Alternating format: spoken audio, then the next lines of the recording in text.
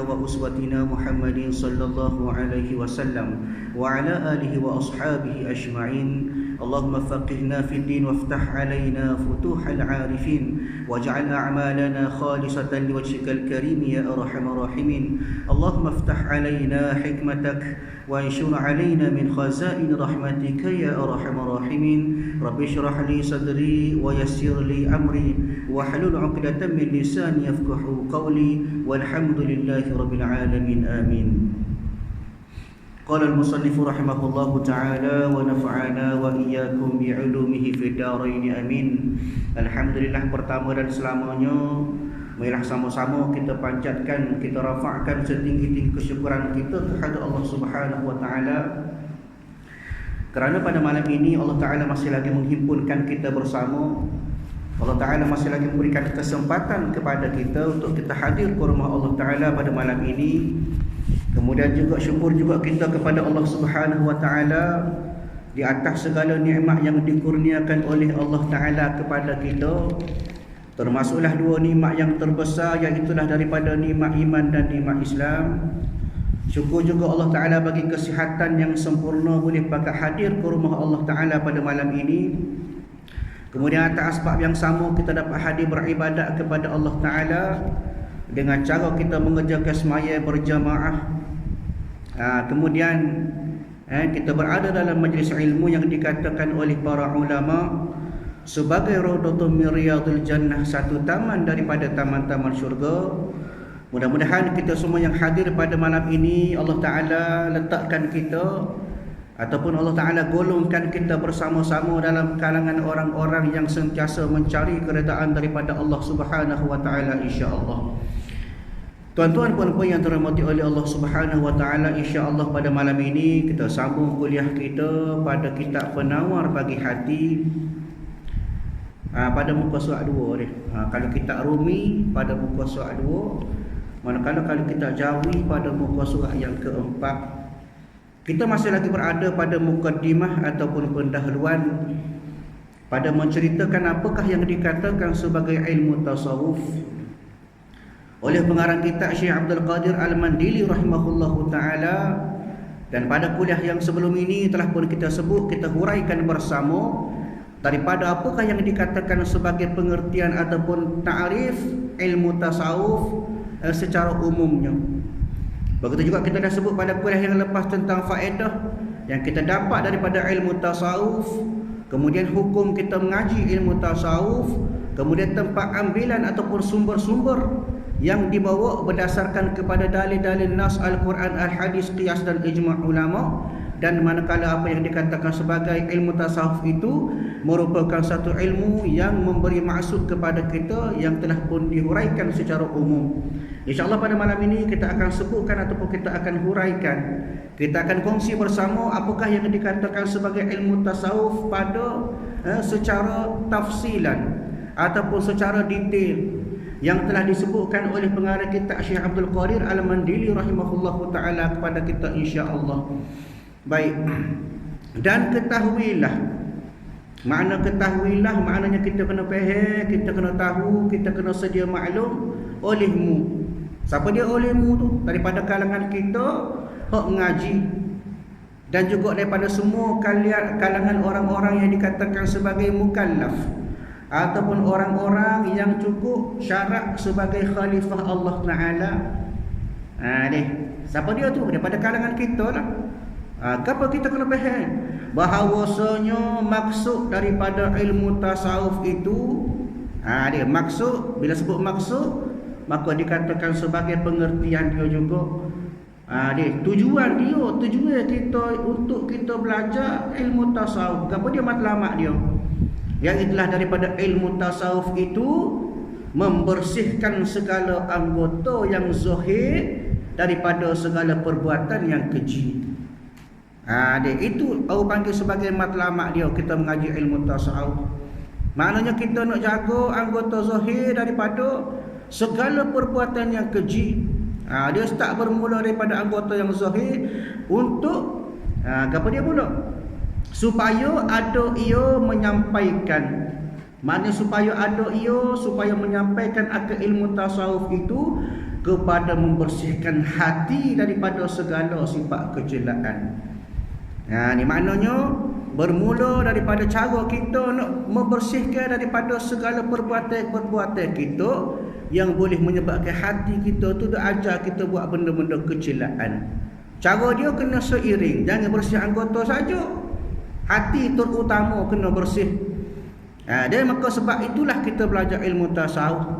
Nak bersih hati, dalam masa yang sama kita nak mengelakkan ataupun kita nak ajar daripada segala anggota yang zahir untuk mengelakkan daripada buat benda-benda yang keji. Ni baik. Dan dikehendaki dengan segala anggota yang zahir itu 7 anggota. Ni maknanya 7 anggota hak kita kena jagalah daripada anggota yang zahir. Banyak lagi tapi hak utamanya adalah 7 anggota hak disebut oleh pengarang kitab ini, Syekh Abdul Qadir Al-Mandili. Macam mana nak jaga? Kena mengajilah.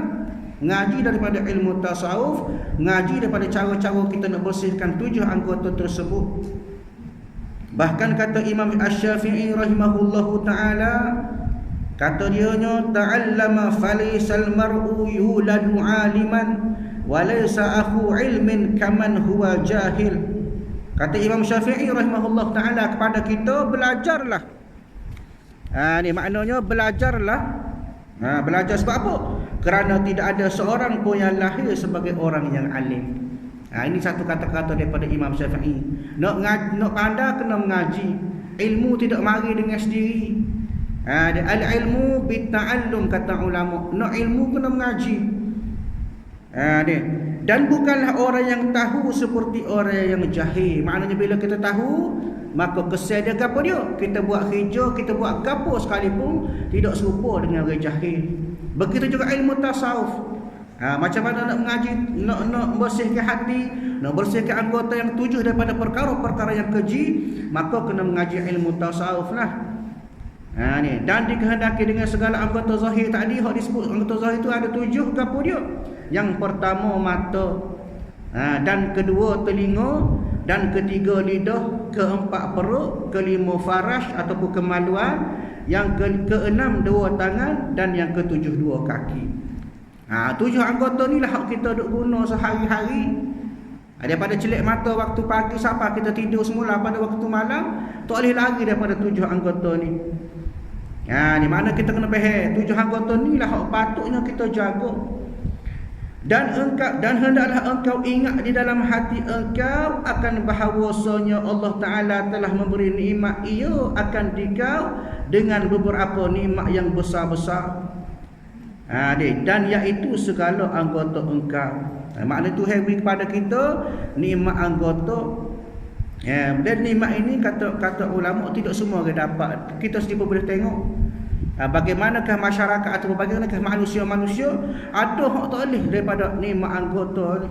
Kadang-kadang lahir dengan keadaan tak ada kaki, tak ada tangan dan sebagainya, maka itu dikira tidak mendapat nikmat daripada Allah daripada kalangan nikmat 7 anggota. Dan kita orang yang dapat nikmat 7 anggota ni syukur. Syukur dengan diberi nikmat-nikmat 7 anggota. Walaupun wajib kita kena jaga, bahkan ini satu kesyukuran. Kerana apa? Kerana anggota-anggota ni lah sebenarnya kalau kena dengan cara kita jaga, boleh bawa kita hampirkan diri kita kepada Allah Ta'ala. Bahkan kata ulama, antaranya disebut dalam kitab Ihya Ulumuddin oleh Imam Al-Ghazali rahimahullahu ta'ala. Kata Imam Al-Ghazali ada 5 jenis nikmat yang Allah Ta'ala beri kepada manusia. Ada 5 perkara nikmat Tuhan beri kepada manusia. Apa dia? Yang pertama nikmat harta benda dan kekayaan. Ni kata Imam Ghazali, maka nikmat ini merupakan nikmat yang paling rendah. Dia hak kita duk puja sehari-hari, hak kita duk kupu, hak kita duk cari sehari-hari tu.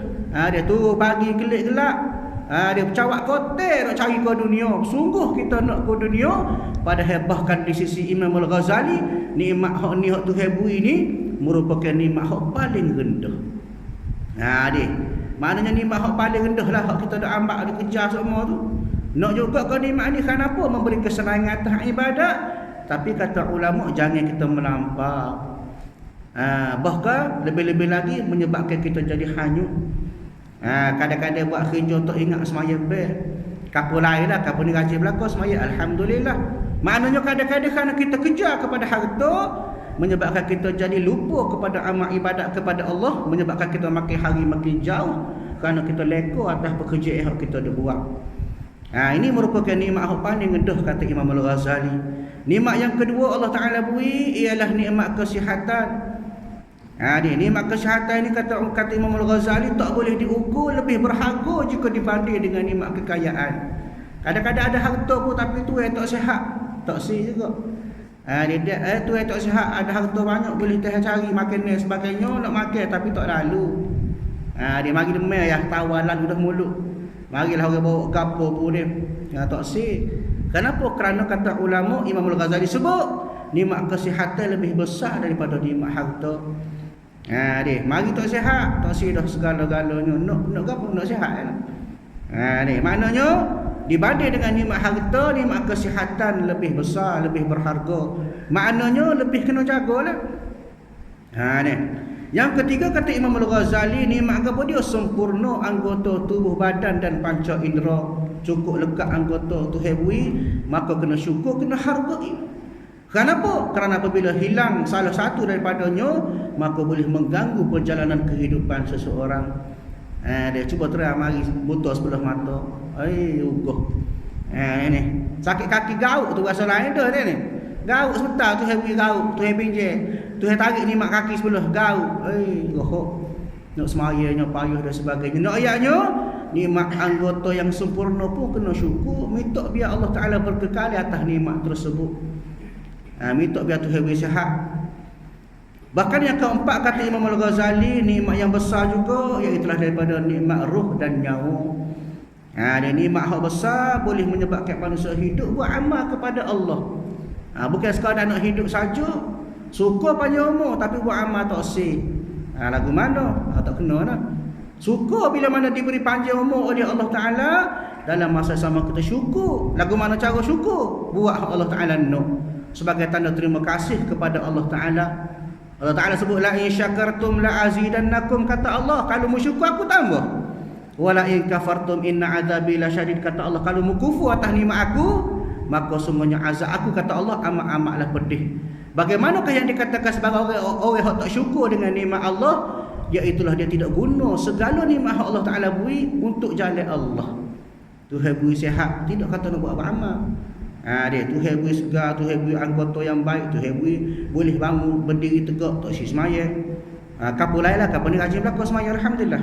Maknanya nikmat roh, nyawa, panjang umur kepada kita kena guna molek.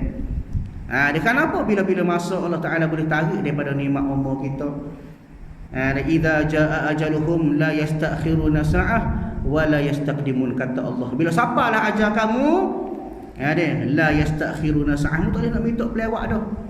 Minta diskaun dengan malaikat ada dulu seminggu kita nak taubat tu tak boleh, tak ada dah. Sampai masa pun tak boleh nak pelewak dah. Wala yastaqdimun, minta awal pun tak boleh. Ni awal lah kita cukup dah amal ni, minta ambil awal tak boleh juga. Maknanya kehendak Allah Taala bila siapa aja, maka Allah Taala akan ambil bila-bila masa, bukan kehendak kita. Sebab tu kena syukur dengan nikmat Allah Taala beri. Bangun pagi syukur, alhamdulillahilladzi ahyana ba'dama amatana wa ilaihin nusyur, sebagaimana kita baca doa bangun selepas tidur tu. Yang Allah, alhamdulillah segala puji bagi Allah, ahyana yang menghidupkan kami. Ahyana ba'dama amatana, selepas bila mana kami dimatikan, wa ilaihin nusyur, kepadanya jugalah kita akan kembali. Satu doa kepada Allah sebagai tanda kita syukur. Kita bangun tidur tak baca doa, gapo dia mula-mula gagal, handset. Ni kapal lain lah, kapal ni bagus lah, alhamdulillah. Nak ayatnya tak ada tanda syukur kita kepada Allah tiap kali kita bangun daripada tidur ataupun bila mana kita dipanjangkan umur.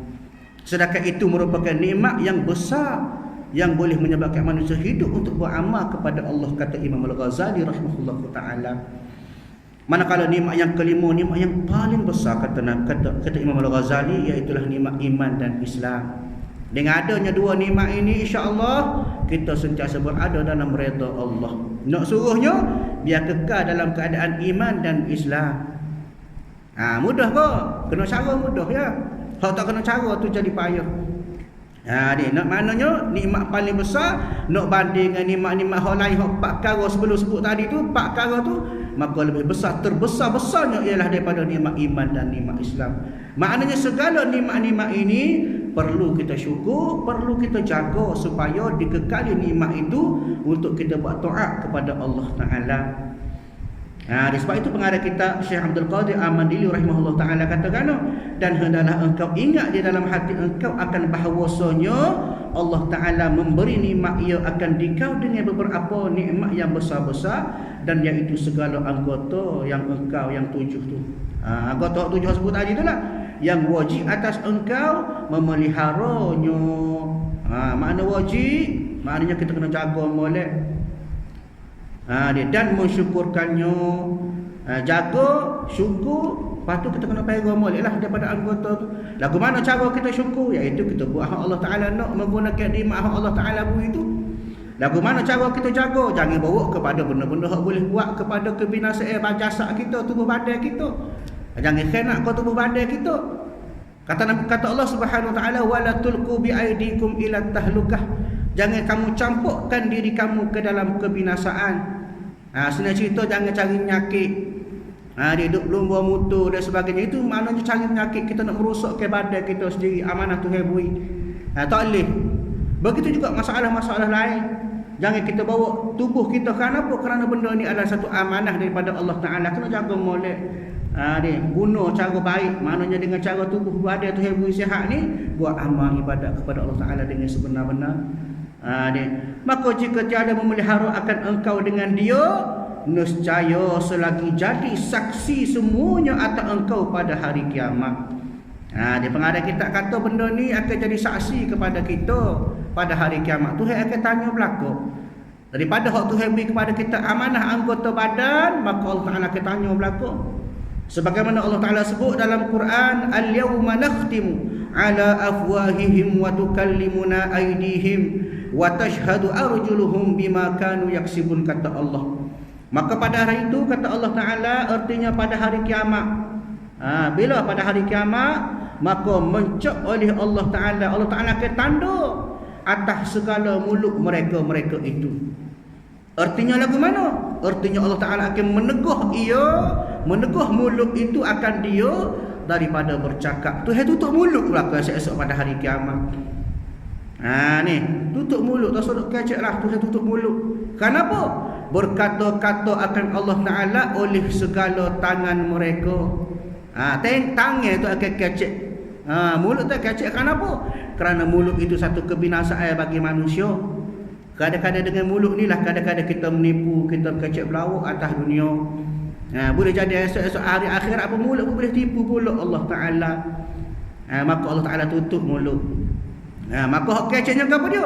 Daripada anggota-anggota kita, tangan-tangan mereka itu, dan mensaksikan oleh segala kaki mereka. Kaki pun akan sebut juga. Tangan pun sebut, tangan kira ya, oh aku ni aku ambil sikit-sikit, aku pakai benda hak tak halal. Ni aku jamah benda-benda yang haram. Maknanya tidak mulut yang akan menjadi saksi, tetapi anggota-anggota hak diberi amanah tadi akan jawab belaka. Masa tu tak boleh nak menipu dah. Tak ada soalan-soalan sepelek pun, tak ada soalan-soalan bocor masa tu. Kenapa? Anggota kita jadi saksi. Tangan akan sebut apa hak dia buat atas dunia. Mensaksikan pula oleh segala kaki. Kaki akan cerita mana dia pergi jalan, tempat mana hak dia pergi maksiat ke tak, kebaikan ke tak, semua akan dicerita oleh anggota. Dengan barang yang ada mereka itu mengusaha akan dia di dalam dunia. Dia akan jadi saksi atas segala perbuatan atas dunia. Dia masa tu tak boleh nak tipu dah. Masa tu tak ada cara dah kita nak susuk dengan Allah Ta'ala. Dia dengar perasaan malu kita atas segala kita buat atas dunia, maka segala anggota kita cerita belaka. Jadi cara dia nya tak sebut alah benda-benda hak tak kena dengan hak Allah Ta'ala nak atas dunia ni. Kenapa? Kerana esok benda ni akan mengaku belaka. Kaki mengaku aku pergi situ sini, tangan akan sebut aku buat gitu gini. Maka tiap-tiap anggota bertutur ia, maknanya berkecek dia, dicerita akan oleh anggota-anggota ia dengan kejahatan yang keluar daripadanya. Anggota-anggota akan jadi saksi belaka, sebut belaka, cerita belaka. Ni mulut tu dia kata apa? Mulut senyap Tuhan tutup dah mulut kita pada masa tu. Ni. Dan firman Allah Ta'ala sebut juga dalam Quran, kata Allah Subhanahu wa Ta'ala, wa ma kuntum tastatiruna an yashhada alaikum sam'ukum wala absarukum wala juludukum walakin zanantum anna Allah la ya'lamu kathiran mimma ta'malun, kata Allah. Ni Allah Ta'ala sebut maksudnya dia semasa kamu berlindung. Tidak adalah kamu dahulu dalam dunia kita duk menusuk. Atas dunia bukan main kita duk menusuk. Benda jahat kita duk buat. Bersembunyi pada ketika mengerjakan kejahatan. Atas dunia boleh susuk, boleh sorok segala kejahatan yang kita buat, boleh terpekuk. Daripada mensaksikan atas kamu oleh segala telinga kamu, dan segala mata kamu, dan segala kulit kamu. Maknanya atas dunia kita boleh tusuk, boleh tutup belaka, tak apa, telinga orang tak dengar, orang tak nampak, maka boleh buat kejahatan atas dunia. Dan tiada dapat bersembunyi daripada sekalian saksi yang tersebut. Tapi hakikatnya anggota-anggota kita tu ikut belaka. Tak ada orang buat jahat tinggal dulu separuh anggota duduk rumah buat jahat, tak boleh.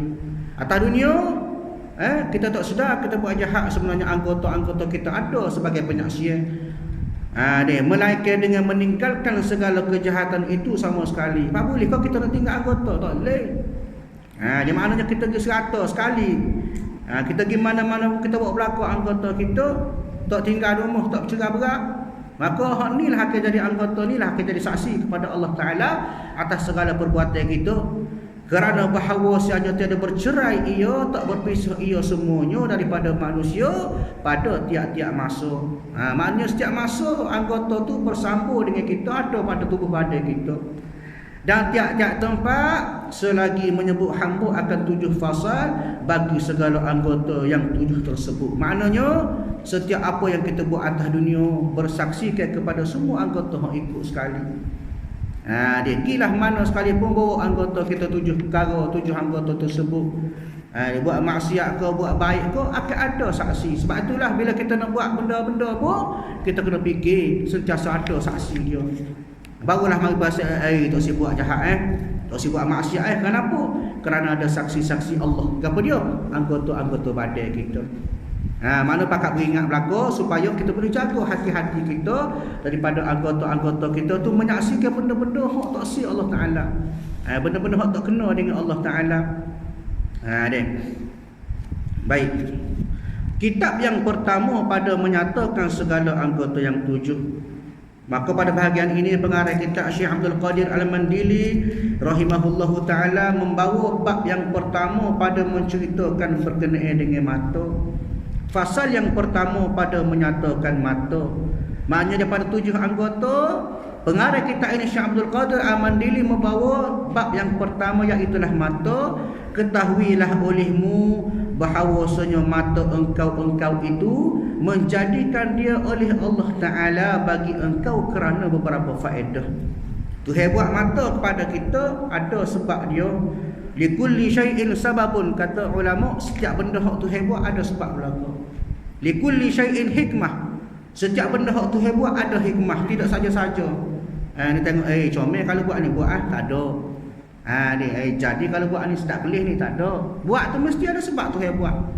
Begitu juga dengan anggota mata yang Tuhan beri kepada kita, ada sebab dia. Kerana beberapa faedah, mana kelebihan kepada anggota tersebut yang bangsa akhirat dan bangsa dunia. Bila sebut faedah, bila sebut manfaat, dia akan ada 2. Apa dia? Manfaat pada bangsa dunia dan juga manfaat pada bangsa akhirat. Atas dunia dikira sebagai kebaikan, hari akhirat akan dapat pahala. Itu dipanggil faedah bangsa akhirat, faedah bangsa dunia. Maka setengah daripada segala faedahnya yang bangsa akhirat, apa dia? Iaitulah memandang kepada langit dan matahari dan bulan dan bintang dan lainnya, supaya kita tengok tengok matahari, tengok bulan, tengok alam, tengok pokok, tengok segala-galanya, supaya berdalil engkau dengan dia atas ada Allah Ta'ala. Bila kita tengok, kita tahu ada benda ni, maknanya ada je buat ni. Siapa dia? Allah Ta'ala. Dia maknanya kita berdalil, kita ambil sebab sebagai satu dalil adanya makhluk, iaitulah kerana adanya orang buat dia. Siapa dia? Allah Ta'ala. Dia tidak akan ada dengan sendiri. Dan atas keesaan Allah Ta'ala, dan atas kuasanya, kuasa Allah Ta'ala. Allah Ta'ala buat segala benda sore-sore dia. Allah Ta'ala buat tu atas kuasa dia. Tidak minta tolong daripada orang lain. Tidak kata jadi dengan sendiri tak. Maknanya itu buat atas sifat kudrat Allah Ta'ala, sifat kuasa Allah Ta'ala. Itu kebaikan ataupun kelebihan manfaat pada bangsa dunia, pada bangsa akhirat. Kenapa? Kita tengok benda atas dunia, maka pahala dia bila kita ingat kepada Allah, maka pahala dia bila boleh masuk hari akhirat. Dan setengah daripadanya, maknanya daripada kelebihan ataupun faedah bagi nikmat mata melihat akan Quran. Ni kena jaga. Kita kena tengok Quran. Tuhan beri nikmat mata, kena rajin-rajin tengok Quran. Jangan jadikan Quran tu umpama suci dalam debu. Dia sebut suci dalam tahu berlaku, suci dalam debu tu laku. Tapi doanya, apa dia suci dalam debu ni? Benda tu suci. Al-Quran tu satu benda yang suci. Suci mulia dia. Tapi dalam debu. Kenapa? Kerana duduk dalam mari. Dia ingat orang pergi masuk dekat tapar dulu-dulu ya. Dia lepas pada selesai majlis kat, bubuh dalam mari tak baca. Tak balik lah Quran. Dia itu dia katakan sebagai suci dalam debu. Benda suci tapi berhabuk. Kenapa? Tak guna, tak baca. Sebab itu Quran kena rajin baca. Dia faqra'ul Quran, kata Allah Subhanahu Wa Taala, bacalah Al-Quran. Kalau kita malah baca seayat, baca semuka tak apa dah. Malah baca semuka, baca selah tak apa dah. Tak cakap lagi, baca sejuk sudah. Maknanya biar ada semangat daripada kita untuk kita rajin baca Quran. Kenapa? Atas sebab kita nak syukur nikmat mata yang Tuhan beri pada kita. Baik. Dan melihat akan jalan kepada masjid. Tengok jalan, tak si sepak, tak si geluh dari lubang, tak si masuk roket nak pergi masjid tu. Itu tujuan mata. Dan kepada tempat menuntut ilmu, nak pergi mengaji dan sebagainya. Guna nikmat mata juga. Itu faedah dia, kelebihan mata tu. Dan setengah daripada faedahnya yang bangsa dunia melihat perusahaan engkau. Ini kelebihan ataupun faedah atas bangsa dunia. Hak kita ada buat atas dunia ke apa dia? Melihat perusahaan engkau. Maknanya tengok bisnesmu, tengok kerja buatmu. Syaratnya kerja buat kita niat kerana Allah Ta'ala. Niat cari rezeki untuk kita beri nafkah kepada anak isteri kita. Buat kerja niat supaya kita boleh ada harta sikit nak sedekah, nak buat amal, nak buat jariah kepada yang memerlukan. Itu cara dia. Jangan niat nak kumpul harta semata-mata. Dan melepaskan engkau daripada segala yang menyakiti. Maknanya kita dengan nikmat mata, kita boleh mengelak daripada benda-benda yang boleh menyakiti kita. Seperti jatuh. Dia takut jatuh, maka kena guna mata. Tak boleh pejam mata. Dan berlagu. Dia maknanya takut berlaku gapo-gapo, maknanya kena guna atas nikmat mata juga, supaya kita terpelihara daripada segala benda-benda yang boleh menyebabkan boleh menyakiti kita, boleh menyebabkan kita jadi rosak. Maknanya itu dikatakan sebagai faedah ataupun nikmat mata yang Tuhan beri kepada kita tu. Dan bermula mensyukurkan mata. Lagu mana cara kita nak jaga mata, nak syukur atas nikmat mata yang Tuhan beri tu? Memelihara daripadanya tiap-tiap melihat yang haram. Hak ni kadang-kadang main kita ni. Dia tengok benda yang haram. Kapu lain lah, kapu ni alhamdulillah bagus belaka, boleh jaga mata belaka, alhamdulillah. Maknanya kita syukur kepada Allah Ta'ala dengan cara kita jaga pandangan mata kita. Di mata banyak berdosa kepada kita. Lah ni tak boleh. Kadang-kadang cari poin segang apa nak cuci mata. Cari pasar raya, cari pasar malam. Segar atas dunia lah, esok kena. Maknanya kita jaga pandangan mata daripada melihat benda yang haram. Apa dia benda yang haram tu? Seperti melihat perempuan yang lain daripada isterinya. Yang lain daripada isterinya sendirilah. Dia maknanya dia tengok melihat perempuan yang lain daripada isterinya, daripada kalangan hamba sahaya dia dan mahram dia. Mahram ni maknanya hak haram kahwin. Ni muhrim pula orang hak pakai pakaian ihram, yang itu kan muhrim orang hak pakai baju ihram tu. Dia wa umrah wa haji dia pakai ihram, itu dipanggil sebagai muhrim. Adapun mahram jadi yang haram pada kita, kau kena jaga. Dan seperti melihat akan yang muda beliau, tengok orang muda. Dan seperti melihat akan aurat laki-laki, hak ni pun serupa juga. Maknanya benda hak haram, maka dilazimkan olehmu akan memelihara mata engkau. Kokok mana pun kena jaga.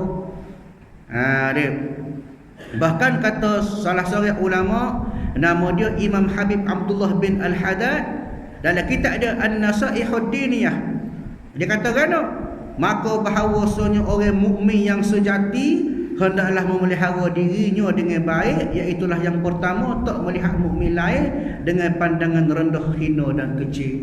Dia bukan setakat tengok aurat je. Kita tengok orang dengan pandangan kita nak menghina pun tak boleh juga. Dia tengok orang nak menguduh dia pun tak boleh. Tengok orang kerana nak keji dia tak boleh. Yang kedua, tidak mengitik-ngitik aurat dan keaiban orang lain pun tak boleh. Dia tengok benda-benda hak kurang, benda-benda aurat tak boleh. Yang ketiga, tidak selalu melihat kepada kelazatan dunia dan merasakan selesanya supaya nafsu tidak selalu mencari-cari. Hak ni kadang-kadang menjadi mainan kita sehari-hari. Tengok benda sedap, titik air liu, kapal lain lah, kapal ni bagus belaka. Maknanya bila nampak saja benda-benda yang boleh menyebabkan rasa lazat pada dunia, maka sebenarnya kata ulama, bila kita nampak kepada dunia, maka itu tandanya kita makin jauh daripada Allah Ta'ala. Kita tak sedar, kadang-kadang kita nak tengok benda-benda yang molek ya, tengok benda-benda yang sedap tengok, sedap kelih, segar mata. Dalam masa sama kita tak sedar, kita makin jauh daripada Allah Ta'ala. Maknanya kena jaga pandangan mata kita. Kerana firman Allah Subhanahu wa Ta'ala, kata Allah, kullil mu'minin yaghuddu min absarihim wa yahfazu furujahum dzalika azka lahum innallaha khabirum bima yasnaun, kata Allah. Dan Allah Ta'ala kata bersabda olehmu wahai Muhammad, maknanya katakanlah olehmu wahai Muhammad bagi sekalian yang beriman, kepada orang-orang yang beriman tu, nak kata apa? Pejamkanlah oleh kamu akan mata kamu. Kena pejam mata. Maksudnya lah ke mana pejam mata? Pejam tak celak-celak tak? Pejam lah ke mana? Daripada barang yang tiada harus. Benda yang tak molek tak usah kelih lah.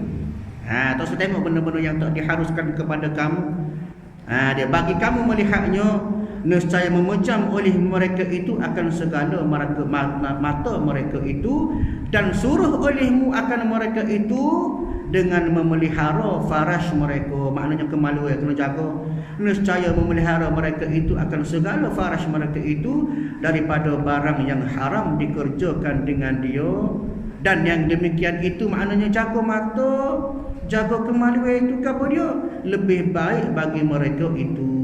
Bahawasanya Allah Ta'ala sangat mengetahui akan batin yang mengerjakan mereka akan dia semacam dengan zahir. Allah Ta'ala nampak berlaku. Maknanya daripada ayat Quran yang telah kita sebut sebentar tadi, dapat dikatakan bahawasanya ada 3 perkara dalam ayat ni. Yang pertama, diajarkan adab kepada kita. Maka membalas ia mana oleh Allah Ta'ala akan mereka itu atas orang-orang yang tak jaga dari segi pandangan mata dan jaga kemaluan. Sebab itulah tuan-tuan yang terhormati oleh Allah Ta'ala, inilah yang dikatakan sebagai bermula daripada mata, akhirnya turun kepada kemaluan. Bila kita tengok daripada benda maksiat, kadang-kadang mari perasaan yang something wrong, aku putih sebut. Dia salah, perasaan yang salah menyebabkan akhirnya berlaku perkara-perkara yang boleh menyebabkan zina daripada kemaluan. Sebab itu kena jaga molek. Jangan sampai daripada pandangan mata boleh membawa kepada rusaknya kita akibat daripada pandangan mata yang melihat daripada benda-benda yang tidak diharuskan oleh Allah Subhanahu wa Ta'ala kepada kita. Tuan-tuan puan-puan yang terhormati oleh Allah Subhanahu wa Ta'ala, mudah-mudahan perkongsian kita pada malam ini memberi sedikit gambaran kepada kita supaya kita beringat pakak jaga anggota. Dan pada malam ini kita sebut tentang mata, perlu jaga mata supaya mata kita tidak menjadi penyaksian kepada kita daripada benda-benda jahat kita buat atas dunia. Dan mudah-mudahan daripada kalangan kita semua boleh pakat jaga mata dan boleh bawa mata kita ke arah benda yang boleh menghampirkan diri kita kepada Allah Subhanahu Wa Taala, insya-Allah. Sekian kuliah kita pada malam ini, insya-Allah kita sambung kuliah kita pada masa akan datang. A'udzubillahi minasyaitonir rajim. Bismillahirrahmanirrahim. Alhamdulillahirabbil alamin. Wassalatu wassalamu ala asyrafil anbiya'i wal mursalin wa ala alihi wa ashabihi ajma'in. Allahumma inna nas'aluka ridhaka wal jannah wa na'udzubika min sakhatika wan nar. Allahumma innaka 'afuwun karimun tuhibbul 'afwa fa'fu 'anna wa 'an walidina wa 'an jami'il muslimina wal muslimati wal mu'minina wal mu'minat bi rahmatika ya arhamar rahimin. Allahumma rabbana atina fid dunya hasanah wa fil akhirati hasanah wa qina 'adzaban nar. Sallallahu ala sayyidina Muhammad wa ala alihi wa ashabihi ajma'in walhamdulillahi rabbil alamin. Assalamualaikum warahmatullahi wabarakatuh.